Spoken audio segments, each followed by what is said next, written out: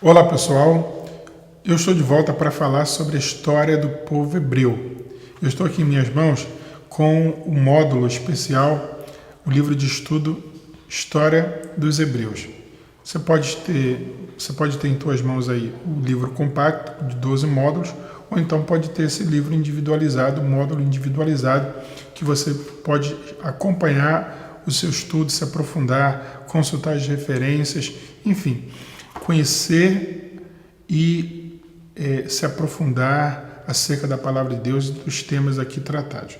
Bom, quando se fala de história do povo hebreu, é impossível não falar sobre a história do patriarca Abraão.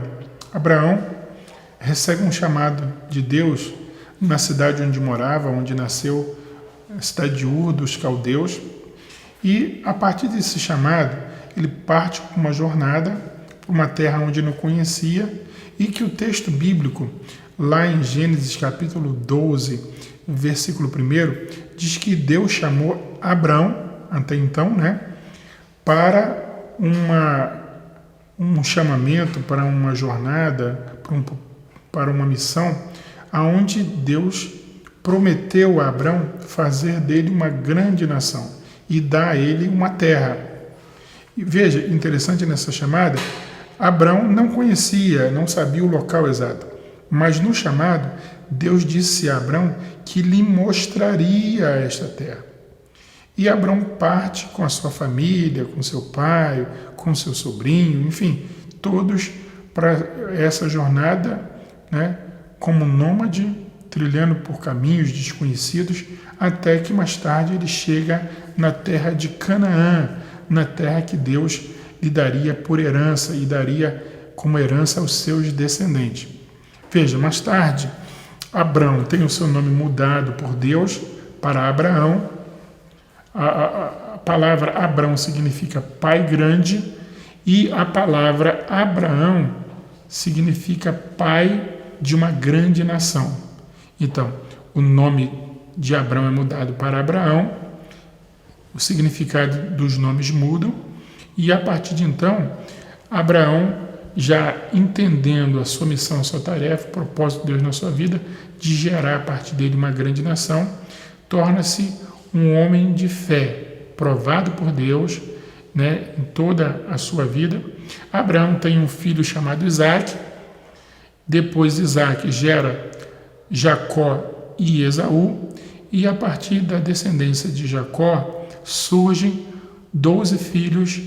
Esses 12 filhos dão origem às 12 tribos de Israel, que depois da saída do povo do Egito, esse povo atravessa o Mar Vermelho, fica durante 40 anos como nômade no deserto, e quando então, passados esses 40 anos, eles adentram a terra prometida, a terra que manaria leite e mel para eles, e ao entrar nessa terra prometida, nós estamos falando aí dos tempos bíblicos, se dá a primeira reforma agrária que se tem história, que se tem conhecimento na história.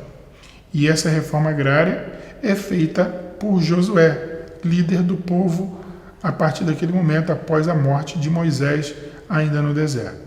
Veja que Moisés ele não adentra a terra prometida.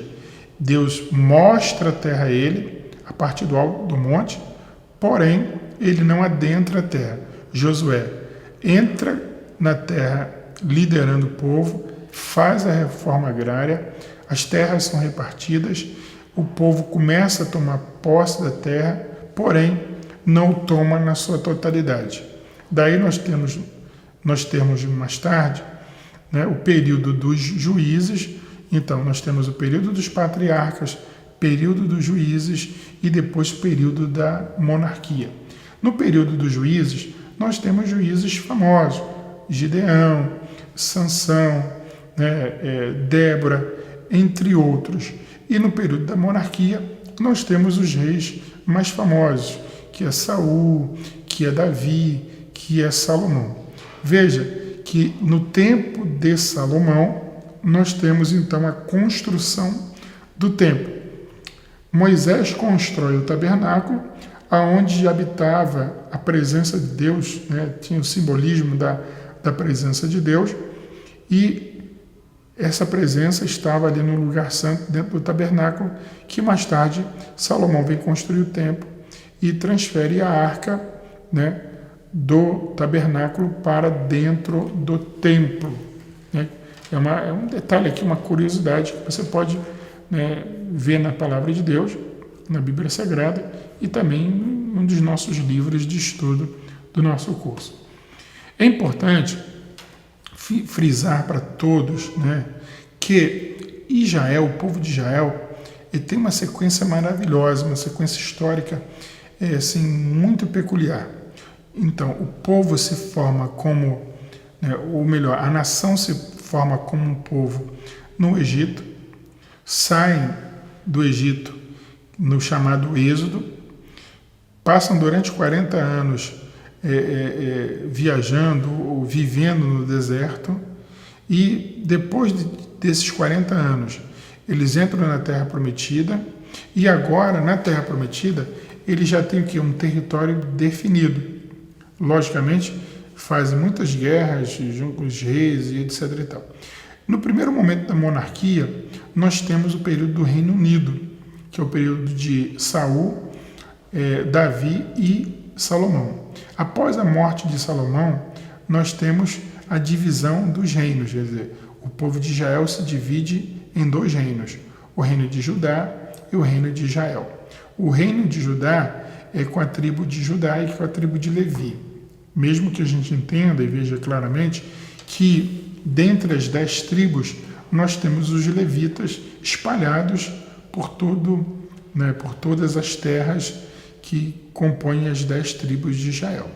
Às vezes essas 10 tribos faziam guerra contra Judá e vice-versa, e às vezes se unia contra os seus inimigos comuns, porém esse território, vamos dizer assim, essa parte da tribo de Judá é que mais tarde deu origem ao nome de povo judeu, né? Ou povo de Israel.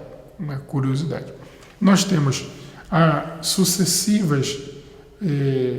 sucessivos cativeiros, nós temos a chamada diáspora, que acontece nesse período de tempo, né? O tempo bíblico, no período interbíblico nós temos também, enfim, aonde o povo de Israel é levado cativo para a Babilônia, né? Os reinos dos persas, dos babilônicos, nós temos a dominação grega, nós temos a dominação romana, enfim, todas essas dominações, de alguma maneira, causaram danos terríveis à nação de Israel, ao ponto de terem o templo destruído, a riqueza apropriada por esses reinos, os vasos da casa de Deus levados para a Babilônia, enfim, uma série de tragédias, morte de muitos judeus, enfim, situações de penúria de toda a nação de Israel, em função claramente de desobediência por parte do povo judeu em relação ao Deus de Israel, ao Deus que eles serviam, ou deveriam servir, na verdade. Bom, nós temos, no período do nascimento de Jesus, Israel sendo dominado pelo Império Romano. Roma, a nação predominante no tempo do nascimento de Jesus, no tempo e vida e morte terrena de Jesus, nós temos os romanos como a nação que dominava o mundo de então. Naquele momento do nascimento de Jesus, nós temos a cultura grega predominante e a força do Império Romano como o poder dominador de então. Veja que Roma, ela domina o mundo, mas a cultura grega prevalece sobre a vida e vamos dizer assim, a atividade cultural romana. Tem influência grega. O idioma mais falado ou mais usado no tempo de Jesus é o grego, tanto que o Novo Testamento é escrito no grego. O curioso nesse ponto é que quando Jesus nasce, os judeus eles não falavam hebraico, eles falavam aramaico. Olha que coisa interessante. E o Novo Testamento, na sua maior parte, foi escrito no grego popular chamado koiné, ou koiné, como alguns também pronunciam. Jesus não falava grego e também não falava hebraico, mesmo que Jesus, eu creio, tinha conhecimento e lia em hebraico, mas o idioma classicamente que ele falava era o idioma aramaico, que todos naquele tempo falavam na maioria dos casos, não é verdade? Bom, no nosso livro de estudo, você vai poder verificar que nós temos a dominação estrangeira, que é o domínio do período bizantino, que vai de 313 a 636 depois de Cristo. Nós temos a dominação árabe, que vai do período de 636 depois de Cristo a 1099 depois de Cristo. Nós temos o período dos cruzados, que vai de 1099 a 1291, aquele período das famosas cruzadas, um período de mais ou menos 200 anos, né? Foi o período que nós temos já aí a predominância do papado, nós temos o apelo do Papa Urbano II, em que os cruzados partem da Europa para libertar Israel da mão dos árabes ou dos chamados infiéis, né? Em julho de 1099, nós temos, após um cerco de 5 semanas, os cavaleiros, né, cruzados, né, na sua primeira ação, né, eles capturaram Jerusalém, tá, massacrando a maioria dos seus habitantes não cristãos, ou os chamados infiéis. É aquele período da Guerra Santa, das Cruzadas, que de uma maneira um pouco diferente acontece nos dias atuais, aquela guerra ali entre judeus e palestinos, cristãos, ali na área do Oriente Médio. A partir de 1291 a 1516, nós temos o domínio mameluco. A partir de 1517 a 1917, nós temos o domínio otomano, que dividiu Israel em 4 distritos, que tinha por capital Damasco, e logicamente a dominação partia de Istambul, que da onde se originava o poder. Nesse período, nós temos o surgimento do sionismo e, a partir de 1918 a 1948, nós temos a dominação do Império Britânico. O Império Britânico domina Israel até o final da Primeira Guerra Mundial e, após a Primeira Guerra Mundial, Israel é reconhecido como Estado, ou volta a ter, vamos dizer assim, a condição de Estado. Surge, então, um novo ou Estado de Israel. Curiosamente, o voto de Minerva dado para o surgimento do Estado de Israel foi o voto brasileiro na ONU, Organizações das Nações Unidas. O brasileiro Oswaldo Aranha é o homem, o representante do Brasil na ONU, que dá o voto de Minerva favorável à criação do então Estado judeu. Então, cumpre-se em 1948 a profecia que Deus traria de volta à terra prometida, o povo de Sião, o povo judeu. Então, até hoje, os judeus estão retornando, né, à sua terra natal, a terra de Sião, e quando não retornam, fazem aquela visita, reconhecendo assim Israel ou o seu estado, o seu território como uma nação independente e uma nação estabelecida por Deus, pelo próprio Deus.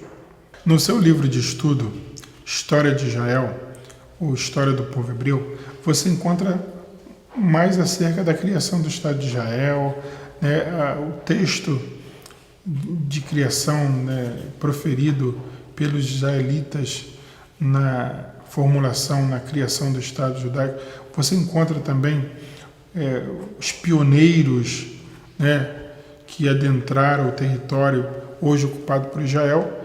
E no nosso livro também você encontra acerca da bandeira de Israel, você encontra a menorá, o símbolo, emblema oficial do Estado de Israel, que é um candelabro, né, cuja forma tem a sua origem na planta de 7 galhos, chamada moriá.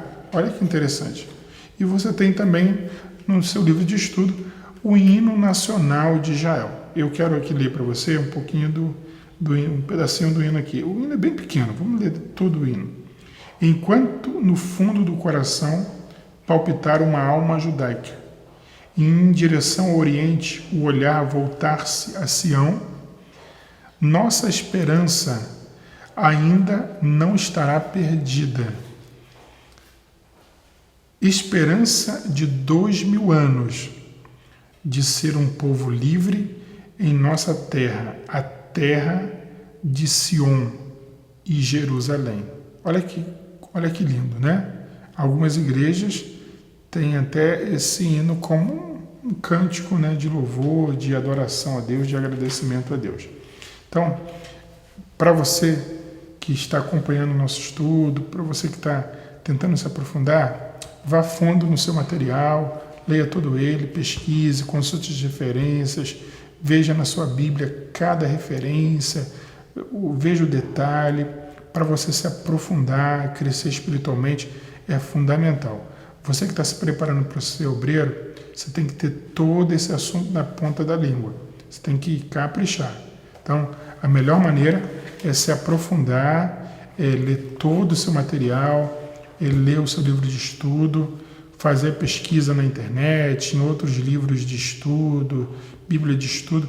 Você deve fazer o máximo para ter o maior conhecimento possível, porque geralmente o tempo é curto, o trabalho, as atividades na igreja, então é preciso se aprofundar para você crescer espiritualmente, tá bom?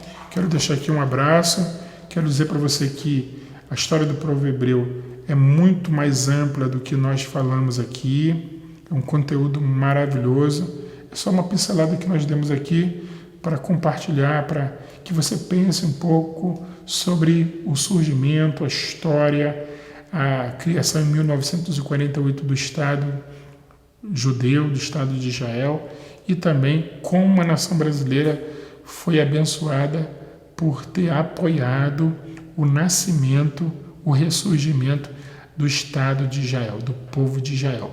Que Deus te abençoe e ore pela paz em Jerusalém. Quero deixar aqui essa palavra, ore pela paz em Jerusalém, para que haja paz em Jerusalém. Que Deus te abençoe, querido.